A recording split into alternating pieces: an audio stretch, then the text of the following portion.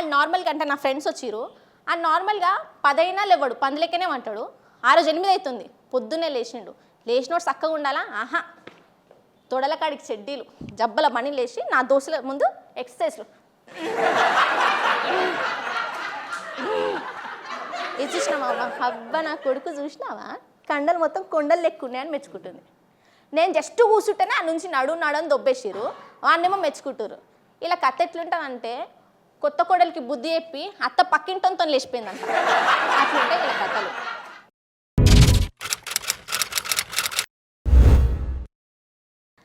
బేసిక్గా నా లైఫ్లో నాకు శనిగాడు ఉన్నాడు. ఆడు నా ముద్దుల అన్నయ్య. కానీ నేను అట్లా అననయ్యా, ఎందుకంటే వాడికి నాకు పడదయ్యా.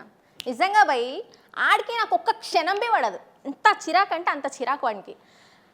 బేసిక్గా వాడు విరాట్ కోహ్లీ ఒకటే. ఆయన సెంచరీ ఎప్పుడు కొడతాడు ఆయనకు తెలియదు, వీడు నన్ను ఎప్పుడు కొడతాడో వానికే తెలియదు. పిచ్చి కొట్టుడు కొడతాడు. మళ్ళీ మా మమ్మీ వీనికి ఫుల్ ప్రిఫరెన్స్ ఇస్తుంది. ఎట్లా అంటే, రేపు పొద్దుగాల పెళ్ళైనాక కట్నం పట్టుకొస్తాడంట. ఈడు కట్నం పట్టుకొస్తాడో లేదో నాకు తెలియదు, కానీ ఈయన మాత్రం ఒక్కసారైనా కట్టేసి కొట్టాలని ఉంది నాకు నిజంగా. మా మమ్మీ వాళ్ళు వీళ్ళకి ఇచ్చే ప్రిఫరెన్స్ ఎట్లుంటుందంటే, రీసెంట్గా బండి పట్టుకొని పోయింది బయటికి. ఆడు ఎట్లా పోయిందంటే, బండి పట్టుకొని పండా పెట్టుకుంటూ పోయిండు. అది చూసినా మా అయ్యా, బీటారా పోయినా కొడుకు పండా పెట్టిండు చూసినావా అని ఫుల్ మెచ్చుకున్నారు. సరేలే, నన్ను కూడా అట్లనే మెచ్చుకుంటారేమో అని నేను తెల్లారి బండి పట్టుకొని జస్ట్ అట్లా తిప్పుకుంటూ పోయినా. అది చూసిన మా అమ్మ ఇంటికి వచ్చి మా అయ్యకి చెప్తుంది, ఏమయ్యా చూసినావా ఇప్పుడే బండి తిప్పుతుంది, రేపు పొద్దున ఇంకెంతమందిని తిప్పించుకుంటుందో. మా బండికి దీనికి ఎవడన్నా పొంతనే పెడతారా? తెలంగాణ మమ్మీలు కదా, అట్లనే ఉంటారు. అసలు మా అన్నకి నాకు బాండింగ్ ఎట్లుంటుందంటే, వాడి ఇంటికి లేట్ వచ్చిండు అనుకో కవర్ చేయి అంటాడు, తాగి కక్కిండే అనుకో క్లీన్ చేయ అంటాడు. ఇవన్నీ నేను ఎందుకు చేయాలరా అంటే, నేను నీకు తోడబుట్టిన అన్న అండలా ఉంటా అంటాడు. ముఖం చూస్తే తొండలు పట్టడం లేకుంటాడు, వీడు నాకు అండలేకుంటాడు. సరే అన్న కదా, అది కూడా చేస్తాం. నార్మల్గా మీరు అందరు ఏం చేస్తారు, గేట్లకి కుక్కలు ఉన్నాయి జాగ్రత్త అని పెట్టుకుంటారు. కానీ నేనేం రాస్తా తెలుసా, ఇంట్లో మా అన్న ఉన్నాడు జాగ్రత్త అని రాస్తా. అంత ఇది మా ఇద్దరు. ఎందుకంటే వానికి అవసరం ఉందనుకో, నా చెల్లి గారెల పట్టి అని అంటాడు. అవసరం తీరిందనుకో, అవే పట్టిలు అమ్ముకొని మరి నైట్ తాగుతాడు. అంత సైకిల్ కాదు ఇది. ఇట్లుంటే అసలు వానికి నాకు ఎందుకు ఇంత గొడవ వచ్చింది అని మీరు అనుకుంటారు కదా. వాళ్ళు నార్మల్గా అంటే నా ఫ్రెండ్స్ వచ్చిర్రు. ఆ నార్మల్గా 10 అయినా లేవడు, పందులెక్కనే అంటాడు. ఆ రోజు 8 అవుతుంది, పొద్దున్నే లేచిండు. లేచినోడు చక్కగా ఉండాలా? ఆహా, తొడల కాడికి చెడ్డీలు, జబ్బల మణి లేచి నా దోస్తుల ముందు ఎక్సర్సైజ్లు. ఇది చూసినావా అబ్బా, నా కొడుకు చూసినావా, కండలు మొత్తం కొండలు లెక్కున్నాయని మెచ్చుకుంటుంది. నేను జస్ట్ కూర్చుంటేనే ఆ నుంచి నడు దొబ్బేసిరు, వాడినేమో మెచ్చుకుంటారు. ఇలా కథ ఎట్లుంటుందంటే, కొత్త కోడలికి బుద్ధి చెప్పి అత్త పక్కింటంతో లేచిపోయిందంట. అట్లుంటాయి ఇలా కథలు.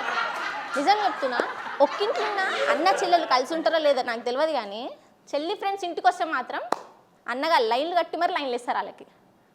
చెప్పినా కదా ఫస్ట్ మా అన్నవానికి బాగా ప్రిఫరెన్స్ ఎక్కువ అనేసి.